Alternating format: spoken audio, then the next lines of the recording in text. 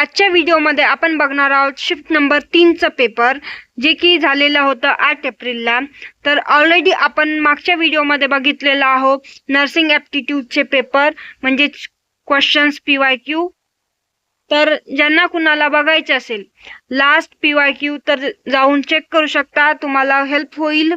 PYQ revise करा आणि तुम्हाला असंच इन्फॉर्मेटिव्ह व्हिडिओ पाहिजे असतील तर ड्रीम अचिव्हर्सला सबस्क्राईब करून ठेवा आणि बेल आयकॉनला क्लिक करून ठेवा. आणि तुम्हाला इन्फॉर्मेशन अजून पाहिजे असेल तर तुम्ही व्हिडिओच्या डिस्क्रिप्शनला तुम्हाला आमच्या ग्रुपची लिंक मिळून जाईल, तिथे जाऊन जॉईन करा. तुम्हाला MS नर्सिंग बद्दल सगळी इन्फॉर्मेशन मिळून जाईल. तर आजच्या व्हिडिओमध्ये आपण बघणार आहोत फिजिक्सचे PYQ. तर मी दीक्षा घातल्या तुमच्या सगळ्यांचं स्वागत करत आहे द ड्रीम अचिव्हर्स गायडन्सला. तर आज फिजिक्सचे क्वेश्चन्स आपण बघणार आहोत. तर सगळ्यांनी व्हिडिओला लास्टपर्यंत बघा, जेणेकरून तुम्हाला फिजिक्सचे PYQ समजतील. तर पहिला क्वेश्चन बघा, the ratio of maximum acceleration to the maximum velocity of particle performing SHM is equals to. तर याचा आन्सर काय येऊ शकतंय? याचा आन्सर आहे अँग्युलर वेलॉसिटी, म्हणजे आन्सर नंबर B. त्याच्यानंतरचा क्वेश्चन बघा, the electric flux over a shape sphere of radius 0.1 is m if the radius of the sphere is doubled without changing the charge is flux will be. तर किती येऊ शकते? Answer number याचा येईल D. त्याच्यानंतरचा question बघा, late E be the total kinetic energy per unit volume of gas enclosed in a container. The pressure P exerted by the gas is. तर याचा answer येईल तुमचं D 2/3E. त्याच्यानंतरचा question बघा, the given truth table is. तर याचा answer येईल 24चा B नॉट गेट. त्याच्यानंतरचा क्वेश्चन बघा 25, unpolarised light consist of electric field vector in. तर त्याचा काय येऊ शकते answer? Unpolarised light consist electric field वेक्टरचा. तर आन्सर नंबर येईल D ऑल पॉसिबल प्लेन्स. तर क्वेश्चन नंबर 26 बघा, the photo electric cell converts. तर काय कुठं कन्वर्ट्स होत असते याचा? Light energy into electric energy. तर आन्सर नंबर येईल B.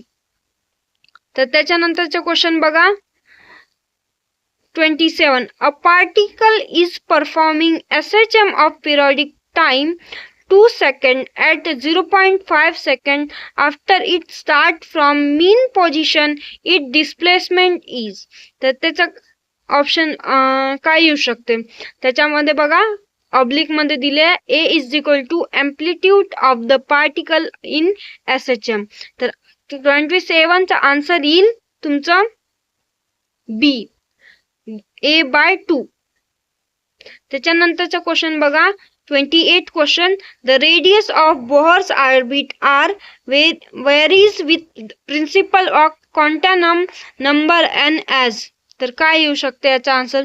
ह्या क्वेश्चनचा आन्सर मला कमेंट बॉक्समध्ये सांगा, कारण ऑलमोस्ट क्वेश्चनचे आन्सर मी तुम्हाला सांगत आहे. तर मला 28चा आन्सर तुम्ही मला कमेंट बॉक्समध्ये सांगा की काय येऊ शकते आन्सर. तर त्याच्यानंतरचा बघा क्वेश्चन 29. तर 29 क्वेश्चन मध्ये काय विचारलं गेलेलं आहे?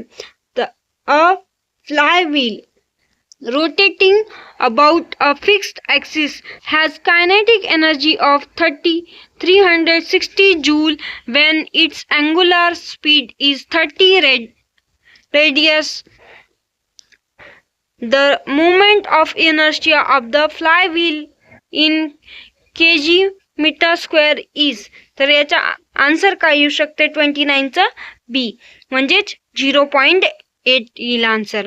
त्याच्यानंतरचा क्वेश्चन बघा, if R is the radius of disc and B is the magnetic field of the induction in which positive charge is Q of mass M is escape from the cyclotron then its maximum speed is. तर याचा काय येऊ शकते answer? तर answer येईल C, म्हणजेच त्याचा answer बघून घ्या C येईल.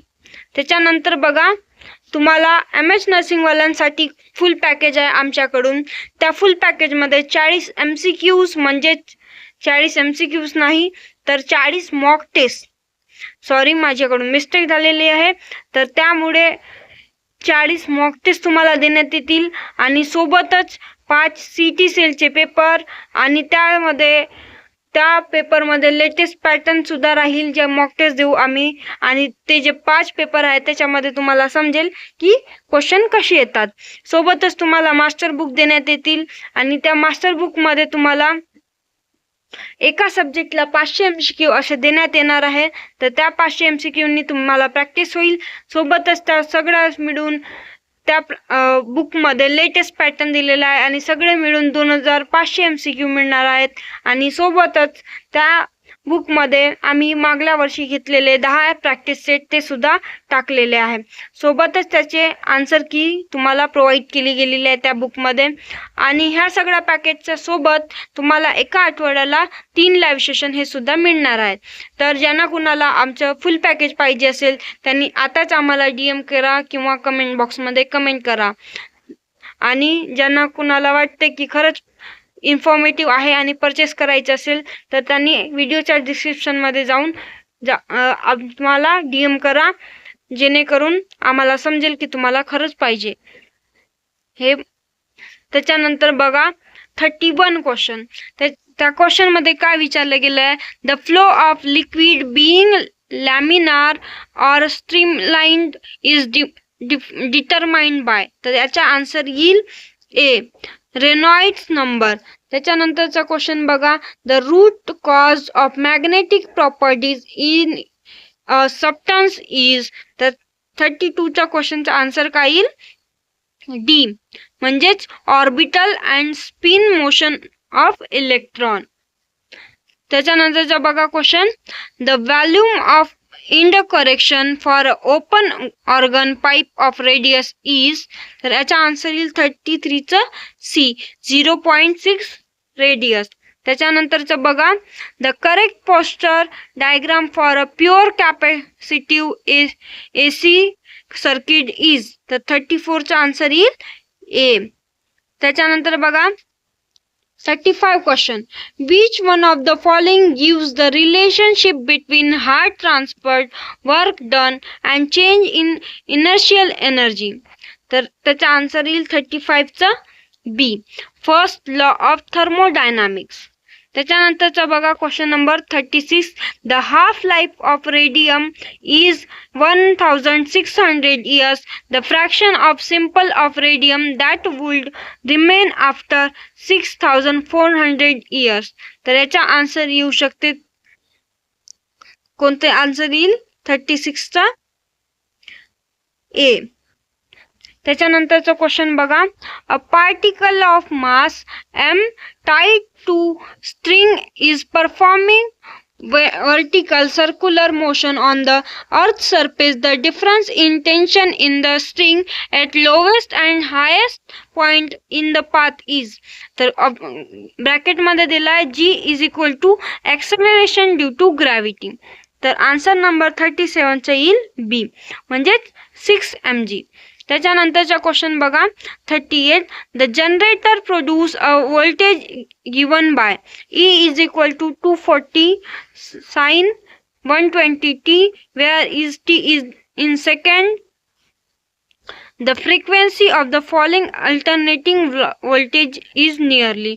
तर आन्सर नंबर येईल 38चा C, 19 Hz. त्याच्यानंतरचा क्वेश्चन बघा, the path difference between two waves meeting at point is 11/4 the phase difference between two waves at the same point.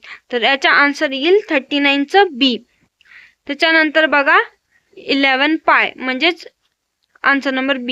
त्याच्यानंतरचं बघा last question, the algebraic sum of the current at junction in any electric circuit is equals to. तर याचा answer येईल D, 0. तर हे questions होते फिजिक्सचे. तर ज्यांना कुणाला अडचण गेलेली असेल तर त्यांनी मला कमेंट बॉक्समध्ये सांगा.